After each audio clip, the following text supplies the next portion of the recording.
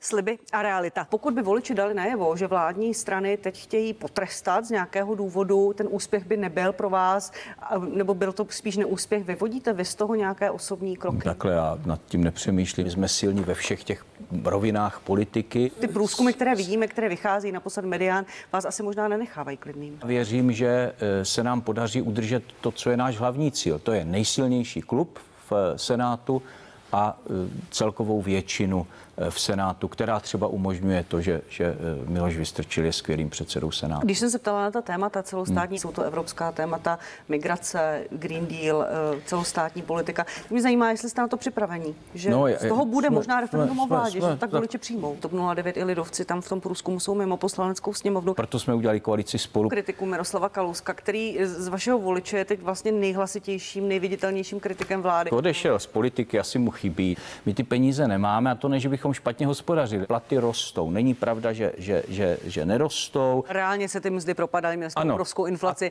a lidé reálně chudli. Ano, nicméně, teď už rostou i reálné mzdy. Pokračuje ten proces, o který se také snažíme, to je redukce počtu státních zaměstnanců. Dokonce mě překvapili někteří odboráři, kdy na tom jednání říkali, a to je správná cesta. Růst cen se zastavil, někde i klesá, třeba u potravin. Proti roku 2021 jsme navýšili rozpočet jenom školství zhruba o 35 miliard korun. O 35 miliard jsme navýšili kapitolu školství. Ministr školství chce navíc 40, chtějí peníze další ministři, Jana Černochová chce i víc. Musíme sestavit rozpočet, který nebude mít deficit větší než 231 miliard korun. Ale to jsme měli 252 miliard. Připomínám, že jste slibovali každý rok pokles o 1% HDP, což je minus 70 miliard. Ale to tak nějak, jako nikdo nám nemůže říct, že nekonsolidujeme veřejné finance. Vlády před námi takto neinvestovaly. A to není jenom do obrany. Minus 70 miliard to prostě není, pane premiére. Příští rok není započítávána nějaká krize, s tím nepočítáme. Stejně je tam 231 deficit. Nechám vyhodnotit diváky, vaše voliče, jestli je to splněný slib nebo ne. Vy jste v Deníku řekl, odvolávám se znovu na ten rozhovor, že odvolání Ivana Bartoše kvůli nepovedené digitalizaci stavebního řízení by nic nevyřešilo.